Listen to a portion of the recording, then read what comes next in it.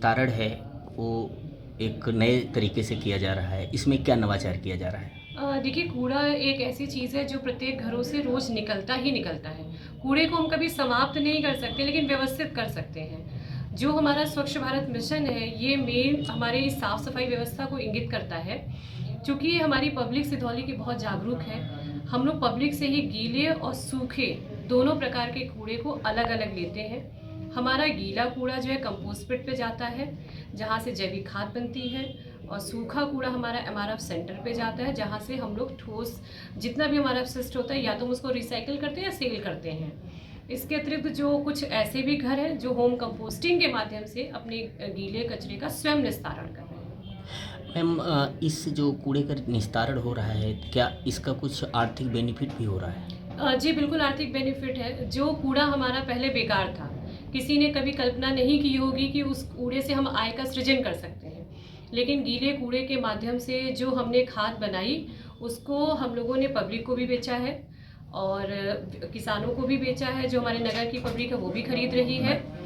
इसके अतिरिक्त जो हमारा ठोस अपशिष्ट है, जो हमारा एमआरएफ जा रहा है, उसको हम लोग अब तक 3 बार नीलामी करा चुके हैं। 1.5 लाख से ऊपर की आय हमारी ठोस अपशिष्ट से हुई है, और जैविक खाद से हम लोग की लगभग 5,000 की आय हुई है, जो कि हम लोगों ने अभी 2 महीने पहले स्टार्ट किया। मैम ये रिसाइकिल का क्या प्रोसेस है जो आदर्श नगर पंचायत सिधौली में खासकर स्वच्छता में किया जा रहा है जो कूड़ा देखिए, रिसाइकिल ट्रिपल आर जिसको कह रहे हैं, हमारा इस बार जो स्वच्छ सर्वेक्षण की थीम भी ट्रिपल आर है। ट्रिपल आर हुआ हमारा reuse, reduce, recycle.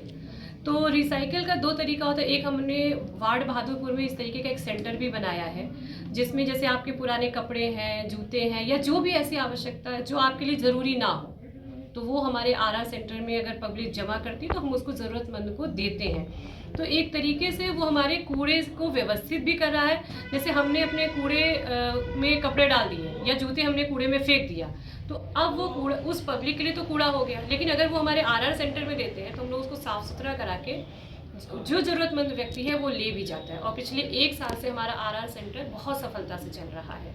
Ma'am Adarsh Nagar panchayat Sidhauli जो क्षेत्र है इसमें बहुत सारे तालाब हैं जी और जी। बड़े बड़े तालाब हैं। तो मैम उसमें जल प्रदूषण और कुंभी और कई तरीके की समस्याएं हैं, मच्छर भी पनपते हैं, डेंगू और जैसी बीमारियां होती हैं। तो इसका जो है क्या प्रबंधन किया जा रहा है, किस तरीके से? देखिए, तालाब हमारे एक तो सबसे बड़े रिसोर्स होते हैं वाटर के रिसाइकिल के लिए। यहाँ पे जो भी तालाब है, हम लोगों ने पहले से उनको मछली पालन हेतु दिया भी है।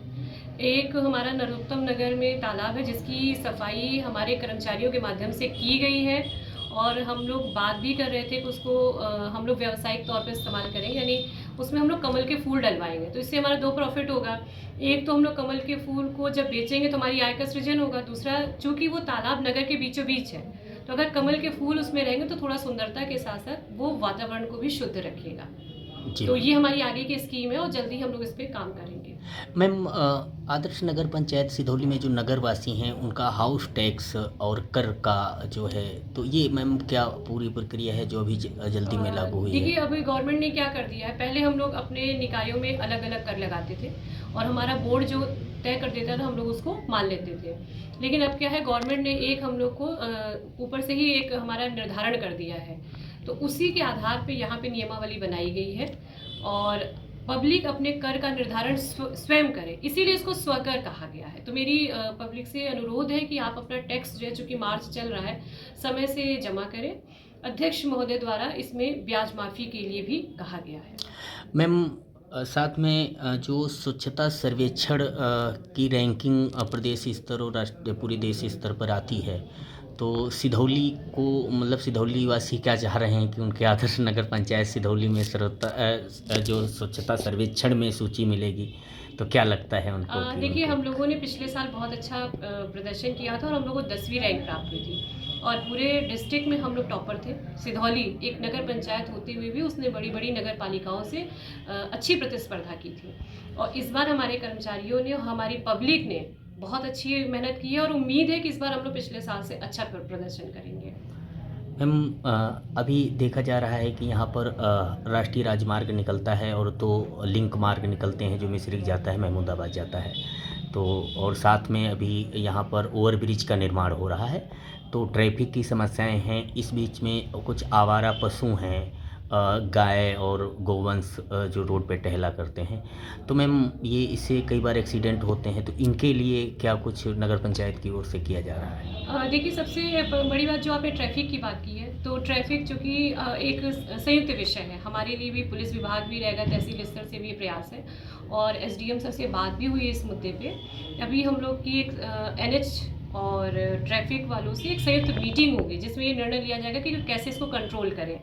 और रही बात आपकी गौवंश की, तो हम लोगों की एक टीम ऑलरेडी गठित है और हम लोग हर सप्ताह जो एक अभियान चलाते हैं उनको पकड़ने का, और जो हम लोग पकड़ के कान्हा गौशाला में संरक्षित करते हैं। और हमारी कान्हा गौशाला भी मुझे लगता है कि ज़िले में सबसे बेहतर कान्हा गौशाला अगर कहें तो गलत नहीं होगा। मैम लास्ट में हमारे चैनल के माध्यम से आप क्या संदेश नगरवासियों को देना चाहेंगे? देखिए सबसे पहले तो मैं नगर पंचायत सिधौली की जितनी भी पब्लिक है उसको धन्यवाद कहूँगी, क्योंकि 1 साल पहले जब मैंने ये अभियान शुरू किया था तो मुझसे कई लोगों ने इस बात को कहा था कि मैडम जो आप टास्क लेके चल रही हो वो इम्पॉसिबल है। इवन मेरे खुद के कर्मचारियों ने मुझसे ये कहा, लेकिन इतना अच्छा वो प्रयोग रहा। पब्लिक आज अपने घरों में होम कंपोस्टिंग कर रही है, अलग अलग कूड़ा दे रही है, नगर निगमों और नगर पालिकाओं को हमारी पब्लिक एक तरीके से टक्कर दे रही है। बहुत अच्छी व्यवस्था है। बस एक छोटा सा अनुरोध और है कि जब हमारे यहाँ गीला कूड़ा जब पब्लिक हमें देती है तो पॉलीथीन में दे रही है, तो कृपया पॉलीथीन का प्रयोग ना करें और 2 डस्टबिन रखें। और दूसरा हमारे व्यापारी बंधुओं से अपील है कि जब हमारी पब्लिक जो कि एक आम पब्लिक है, यदि वो अपने घर में 2 डस्टबिन रख सकती है और इतना अच्छा प्रयोग कर सकती है, तो आप अपनी दुकानों में डस्टबिन अवश्य रखें। और रात में जब नाइट स्वीपिंग हो रही है तो उसी में कूड़ा डालें। आप लोग दुकान बंद करने के बाद कूड़ा बाहर फेंक दे रहे हैं, उससे क्या होता है कि रात भर वो कूड़ा ऐसे ही पड़ा रहता है। सुबह जब झाड़ू लग जाती है उसके बाद जब आप शॉप खोलते हैं दोबारा कूड़ा रख देते हैं, वो दिन भर पड़ा रहता है। तो कृपया डस्टबिन रखें। जब हम 2 टाइम झाड़ू लगवा रहे हैं तो मेरी आप व्यापारी वर्ग से यही अपील है कि हम अपना कूड़ा